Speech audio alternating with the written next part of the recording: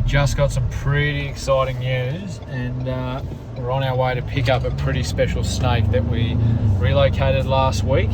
And it was that little snake that was basically dead when I arrived, that little gorgeous red-belly. So I'm going to go pick him up. He's been given the all clear from the Australia Zoo Wildlife Hospital and he's ready for release. We're going to go release him now. Obviously about a week ago now for a little red-belly, and we came out the first time and spent probably about an hour searching. Couldn't find it, and then we left, and then they probably called us maybe 2 or 3 hours later, and the snake had actually made its way inside the function room.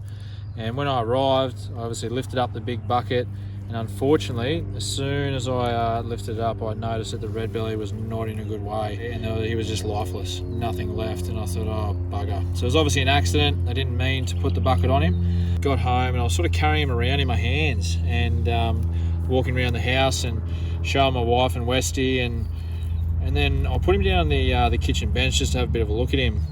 And all of a sudden, we noticed the slightest bit of movement. Initially, I thought it was just maybe a bit of muscle twitching and that sort of thing. I didn't actually think he was still alive, but yeah, then he just started breathing and his body started going, expanding and contracting, and there he was coming back to life literally in front of us, which was unbelievable. There is absolutely no way that this can be happening. You know, when I first picked him up, his head was, it was half a centimetre thick. It was completely squashed into the ground, and now this snake's coming back to life literally in front of us. One of the coolest experiences I've ever had with a snake, actually. He obviously went back to Australia Zoo for precautionary measures just to get a checkup. They end up giving him some fluids, some painkillers, and he spent probably 4 or 5 days there.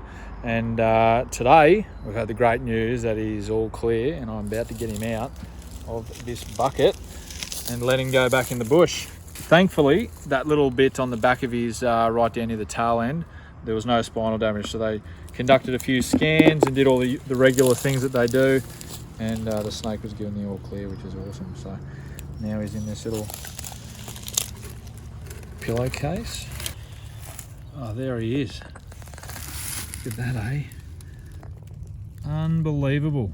It's actually it's pretty amazing. I didn't think I was ever going to see him again, but look at that, eh? It was just a fantastic result. Just really shows how resilient reptiles can be. This has actually happened a few times over the years. I've had a couple of snakes trapped underneath bins, and basically when I lifted the bin, basically half their body just wasn't moving, and they couldn't feel anything when I picked them up, and I thought, nah, you're no chance.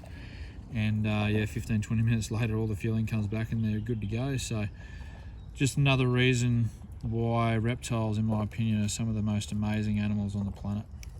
Hopefully we don't see you again, all right? Stay away from houses.